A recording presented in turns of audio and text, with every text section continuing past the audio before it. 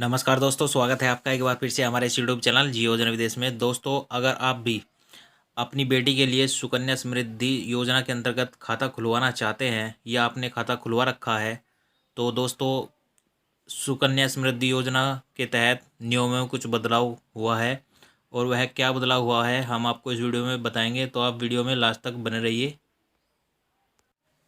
तो चलिए वीडियो को स्टार्ट करते हैं। दोस्तों, 5 बड़े बदलाव सुकन्या समृद्धि योजना में हुए हैं और वह क्या बदलाव हुए हैं हम आपको स्टेप बाय स्टेप इसमें पूरी जानकारी देंगे। तो चलिए वीडियो को स्टार्ट करते हैं। दोस्तों, जिन माता पिता ने सुकन्या समृद्धि योजना के अंतर्गत खाता खुलवाया हुआ है या जो माता पिता अपनी बेटी के लिए सुकन्या समृद्धि योजना में खाता खुलवाना चाहते हैं या पैसा लगाना चाहते हैं, निवेश करना चाहते हैं, तो उनके लिए बड़ी खबर निकल कर सामने आ रही है। दोस्तों, सुकन्या समृद्धि योजना के अंतर्गत इस योजना में बड़े बदलाव कर दिए गए हैं।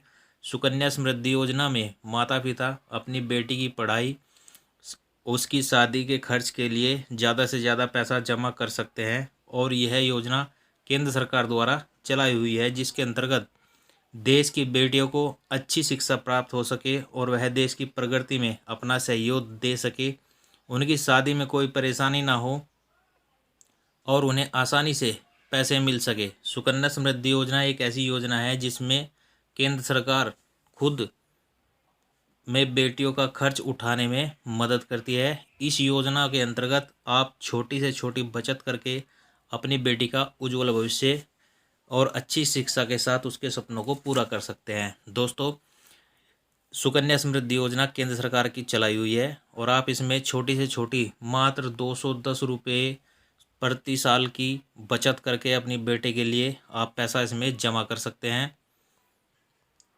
क्या बदलाव हुए हैं? सुकन्या समृद्धि योजना में पहले एक नियम था कि जिस बेटी के नाम खाता खुलवाया है वह 10 साल में ही खाते को चला सकती थी, लेकिन नए नियम के अनुसार अब उसको बढ़ा करके 18 साल कर दिया है।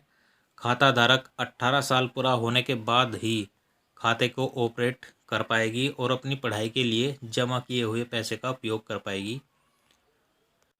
दोस्तों, इसमें जो पहले नियम था वह 10 साल का था, यानी कि 10 साल पूरे होने के बाद ही जो खाता धारक है वह अपने खाते को ऑपरेट कर सके, और अब इसको बढ़ा करके 18 साल कर दिया है। इसमें जो अगला नियम है, इस योजना के अंतर्गत बेटी के माता पिता को साल भर में 250 रुपये खाते में डालने पड़ते थे।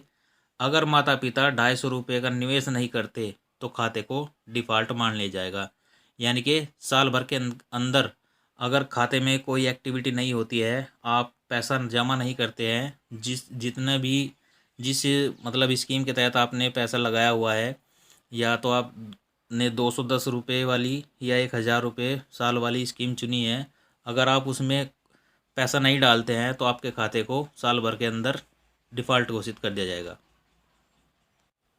दोस्तों, इसमें जो अगला नियम है, सुकन्या समृद्धि योजना में अगर बंद हुए खाते को शुरू नहीं किया जाता तो उस खाते की मैच्योरिटी पूरी होने तक लागू ब्याज दर पर ही ब्याज मिलता रहेगा।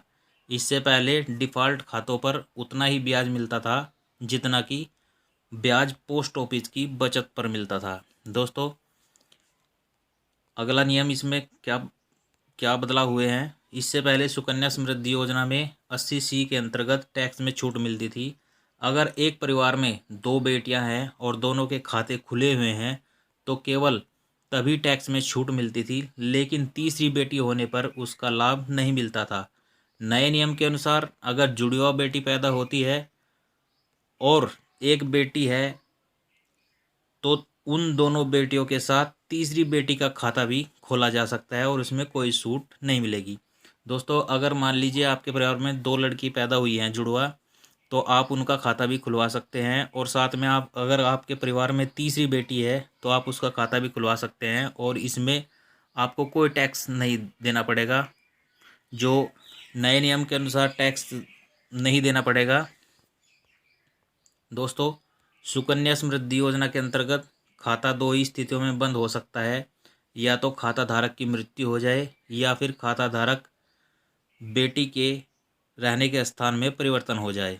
यानी कि इसमें जो अगला नियम है, अगर आप खाता धारक की मृत्यु हो जाती है तो खाता तभी बंद होगा अगर मान लीजिए आपकी बेटी के ने रहने का स्थान बदल दिया है, जहाँ से आपने पहले रहती थी अब दूसरे स्थान पर रहने लगी हैं, तो भी इसके अंतर्गत खाता बंद हो सकता है। दोस्तों, यह थी कुछ जानकारी सुकन्या समृद्धि योजना के जो नियमों में बदलाव हुए हैं, हमने आपको इस वीडियो में बताया। अगर आपको वीडियो अच्छा लगा हो तो प्लीज़ वीडियो को लाइक शेयर कमेंट जरूर करिए, और चैनल पर नए हैं तो चैनल को सब्सक्राइब जरूर करिए।